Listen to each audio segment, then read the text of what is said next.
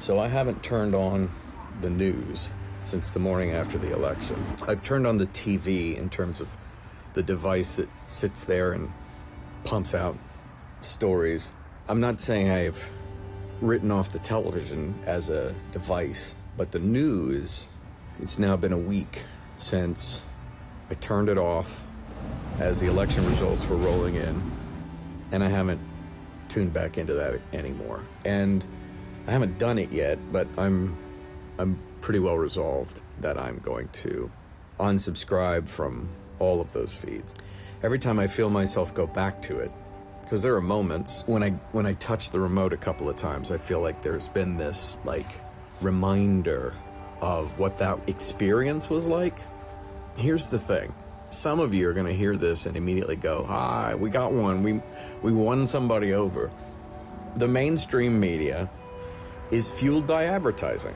It was prohibitively expensive to launch any kind of media empires, and so they needed a way to figure out how to fund that, so they went with this advertising model. That was also pre-internet. They couldn't have necessarily seen what the long-term effects of a choice like that were going to mean.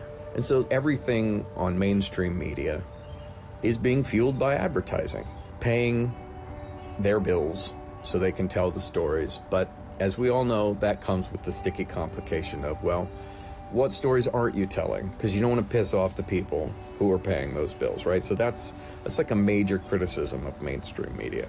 And it's been there from the beginning, but it has become particularly problematic in this particular phase of the internet age, where anybody and everybody can make their own stuff and make their own channels. Now, where I said earlier that some of you are going to think, haha, we got somebody, here he is cursing the mainstream media.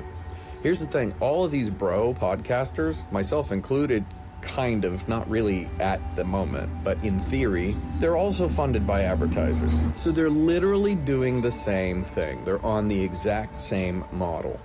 It's different in the sense that with mainstream media, the advertisers are over here in this silo, and the news making is over here in this silo, in theory. The advertisers themselves are not necessarily being influenced by the news that's being created. People doing it like non-mainstream media, which is sort of almost like dog whistle for truth tellers, they've got an advertising model, but it's unique in this way.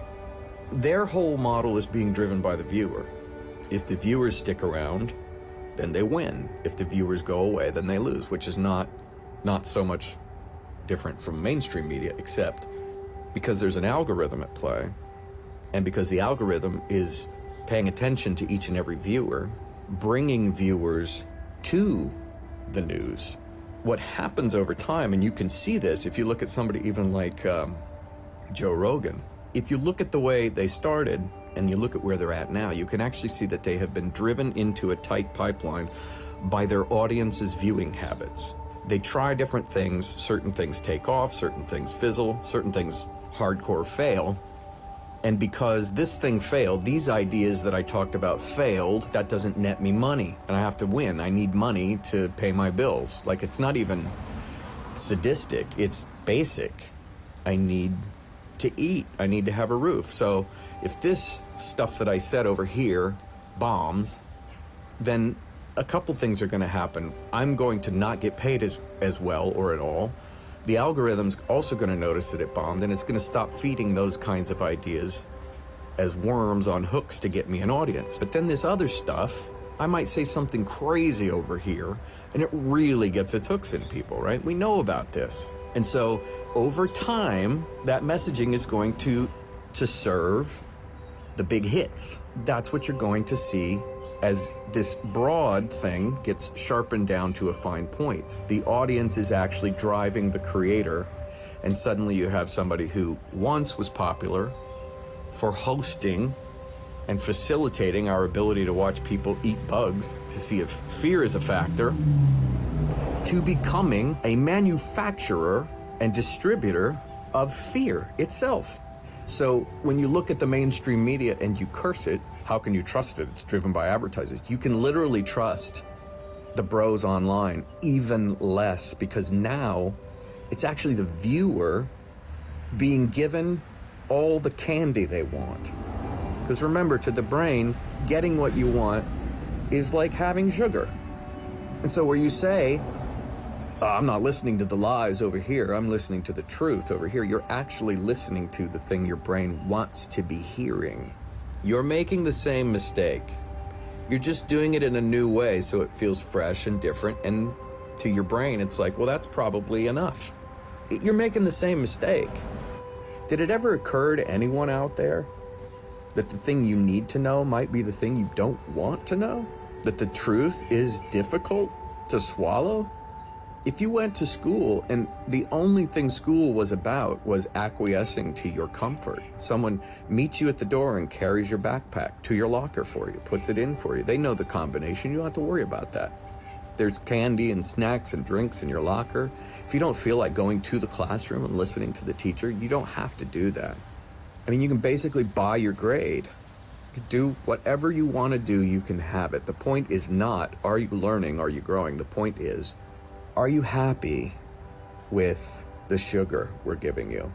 People who curse the mainstream media are picking up on something that's real, which is there's another force, which isn't necessarily truth, that is dictating to me what I get to hear and not hear. That's happening. You're not imagining that. You're feeling that. But when you jump over to something like YouTube, especially the big popular ones that have millions of followers and they're making $1 bajillion, you don't know they're making $1 bajillion, but they're making so much money.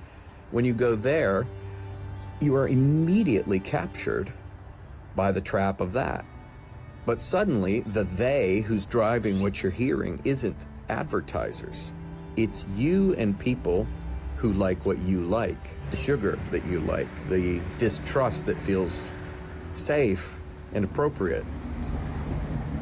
It's a trap, you guys. It's at least equally as toxic, if not more toxic, but being sold as less toxic and more truthful. It's a really dangerous mix. This isn't conspiracy theory. This is pointing at a really shitty model that we all got stuck in, even the people who think they are hearing free thought.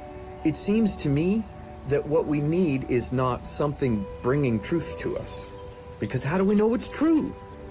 It seems to me that what we need is not something that hunts, kills, cleans, processes, cooks, packages, ships, and then feeds us. If you want truth that means anything for your life, that means anything for the life of your community, of your family, of your friends, of even strangers who you, in theory, support. The point of education, I believe, is not to teach facts, it's to teach people how to learn. I think literally the only thing that's worthwhile right now is relearning how to be a hunter and a gatherer of truth yourself. Who can be countercultural in the moment when the culture is actually being formed? You can't even know it is culture until it's too late, half the time. This is a call, a wake-up call to say, we need artists to bring us not the truth, but to bring us raw materials that we can then, if we have the skills, use to find the truth in the dark for ourselves. But nobody wants to do that.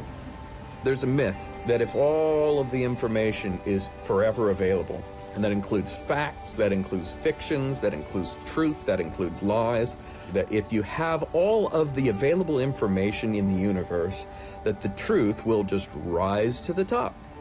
But it doesn't. Because for one thing, the truth isn't just one thing.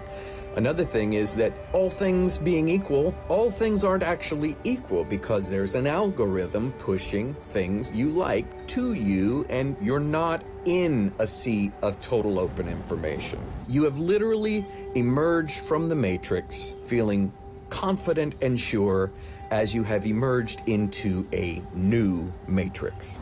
This is me saying that I hope to not be bringing you truth. I hope to not be bringing you answers. I hope to not be bringing you the news. I am here to help your brain wake up.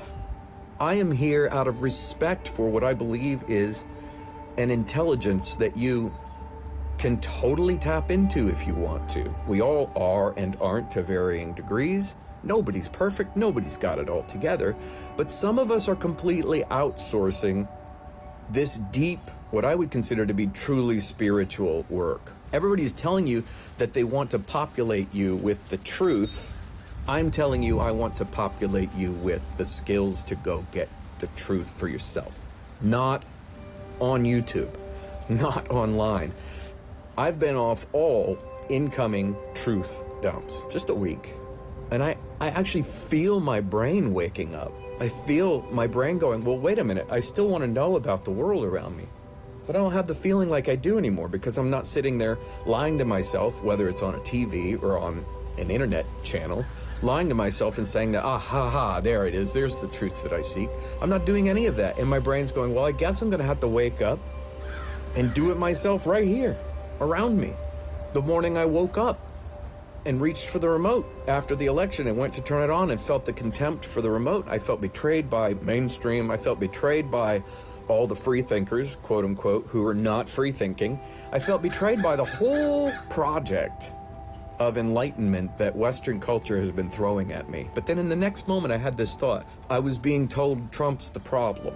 And don't get me wrong, that guy's a problem for a lot of people, for a lot of things, for a lot of, he's a problem. Just like hurricanes are a problem, just like tornadoes are a problem.